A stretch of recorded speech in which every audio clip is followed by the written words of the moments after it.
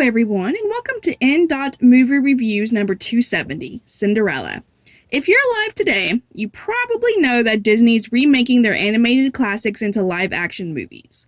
This is just a sampling, by the way. It's not all of them, and yes, they absolutely have a bunch more planned. Cinderella is one such movie, released in 2015 and a remake of the 1950 animated original. The credits actually include a line that it's based on Disney's Cinderella properties, along with the original story by Charles Perrault. For those unfamiliar with the story, this version of Cinderella is about a good, honest country girl, Ella, who lives an idyllic childhood before her mother dies. After Ella grows up into a teenager, her father marries the widowed Lady Tremaine, who comes to live in their house with her two daughters, Drusilla and Anastasia. Not long after, Ella's father dies, and Ella goes from being the young lady of the household to being the servant. One day, Ella meets the prince of the kingdom, Kit, who instantly falls in love with her. Pressured by his ailing father to find a queen, he agrees to a ball for the entire kingdom. Lady Tremaine forbids Ella to attend, and she and her daughters attempt to prevent Ella's attending by tearing up the dress she made by hand. But Ella's fairy godmother steps in and gets her gussied up for the royal occasion. Ella and Kit meet at the ball and have a lovely evening, and he is more determined than ever to marry her, even though she has to run away early due to magic only being good until midnight. Ella doesn't expect anything to come of the evening but some fantastic memories, especially once Lady Tremaine figures out she's the mystery lady the prince is enamored with and sets out to prevent their union. But Kit prevails, and as expected, they have a happily ever after. It's not too different from Disney's original version, though there are some significant tweaks that I'll be talking about. I had seen this movie before because, like many girls, I find the story of Cinderella romantic and wishful thinking, because who doesn't want fairy godmother magic and handsome princes, right? And there are lots of things about this remake that I like.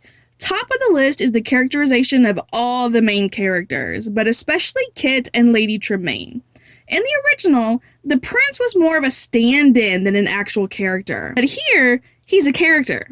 He's sweet. You've been off since the hunt. It's that wonderful girl I can't stop thinking about. Dedicated to his people.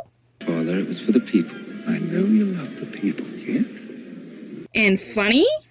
Oh, my head's been turned. But you've only met her once.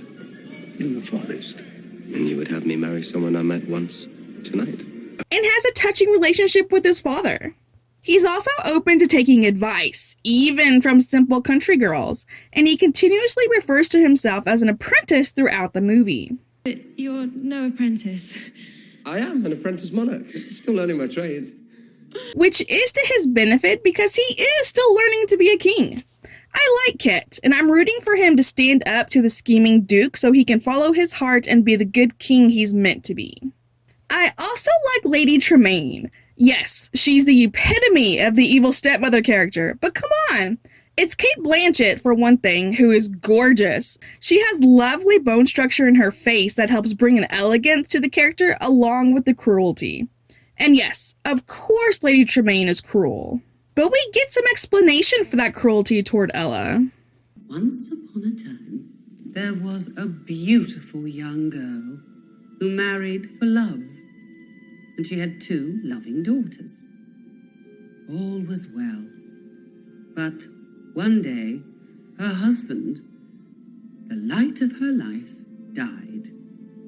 The next time, she married for the sake of her daughters, but that man too was taken from her, and she was doomed to look every day upon his beloved child. So I lived unhappily ever after. It doesn't excuse her behavior, but that backstory helps the character come alive for me, and I do find myself feeling some pity for her. She tries so hard to provide for her daughters. Turn the prince's head, you fools. Now get out there. But no one's asked us to dance. Gentlemen, may I present my daughters Anastasia, Drusilla? Off you go. Even taking it to the Duke himself. Are you threatening me? Yes.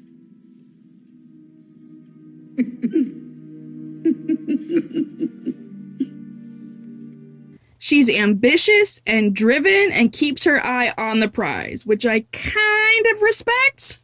I like the character, even if I want to slap her sometimes.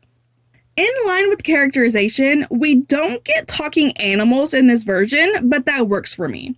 They're still characters, and I think the transformation CGI is really well done, especially here with the mice turning to horses. Speaking of CGI, I was really curious about these glass shoes.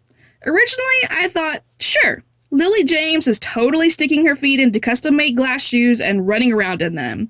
But then I started wondering about the logistics of such things.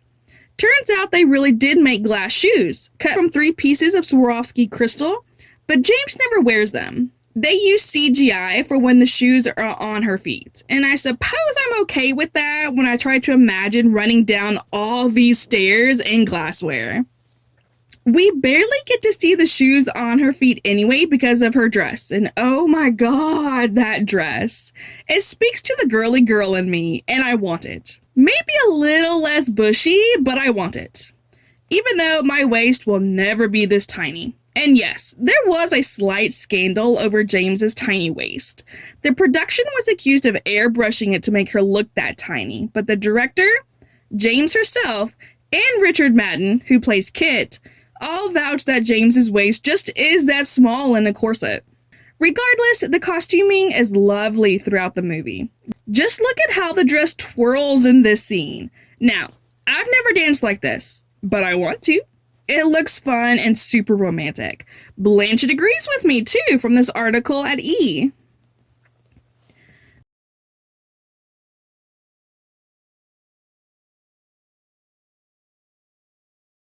The movie also gives us what could be the secret to a successful life. I want to tell you a secret. A great secret that will see you through all the trials that life can offer. Have courage and be kind. I definitely appreciate the sentiment, and kudos to everyone who abides by this rule. Of course, there are things I don't like about the movie. The first by far is the voiceover. Ella's fairy godmother provides a guided tour through the movie, and maybe it's supposed to give it more of a fairy tale feel, but I find it obtrusive and even a bit condescending to me as a viewer. For instance, perhaps it was just as well that Ella's stepsisters were cruel, for had she not run to the forest, she might never have met the prince. Excuse me. I don't need to be told that a chance meeting in the woods with a prince is a good thing in a Disney movie. The voice is leading me through the movie by hand, and I'd rather get there on my own. If the movie can't progress without the voiceover spelling it out, I think that's a structural weakness. Another flaw is Ella's dad. Yes, I'm glad he got more fleshed out and he's actually a character in the movie, but his poor judgment in a life partner led to Ella's distress. We get only the short introduction as to why he's marrying Lady Tremaine. His widow, an honourable woman, finds herself alone, though still in the prime of her life. You're worried about telling me, but you mustn't be. Not if it will lead to your happiness. Yes. Happiness. Do you think I may be allowed one last chance? Even though I thought such things were done with for good. Then this troublesome scene. While I'm away, I want you to be good to your stepmother and stepsisters, even though they may be trying at times. So why in the world did he marry this woman? She's not making him happy. And I have to believe, considering how close he and Ella are, that he sees how she and her daughters mistreat Ella. I never get a satisfactory insight into his thought process, and I am prepared to blame him for Ella's life after he passes, even if she does get her happily ever after. The last thing on my dislikes list is her name. No, I'm fine with Ella. It has a sweet sound to it, what I'd expect the character to have. No, it's the Cinderella that I have a problem with. That name doesn't even occur until 25 minutes into the movie, and it's bestowed on Ella by her stepsister. Cinderella. That's what we'll call you. So it's not her name, and it's meant to be derogatory. But at the end, we get this. Who are you? I am Cinderella. Why is she identifying herself with that name? Why is she letting her stepsister decide who she is? I'm sure it's supposed to be along the lines of she's accepted herself in a way she hasn't before and is no longer letting that name define her as it did. Plus, it's the title of the movie. But no, this does not work for me at all. She is Ella. Overall, there are lots of things I like about this movie and only some dislikes, which aren't enough to detract from my enjoyment of it. And that leads me to wanting to watch this movie again. Movie Reviews rates Cinderella an A. But you tell me, would you keep it or delete it? Let me know in the comments below, and tell me what about the movie pleased your heart or made you disdain the entire industry. For more movie reviews, be sure to subscribe to Movie Reviews, because remember, this is only 270 of 1,617 reviews to come.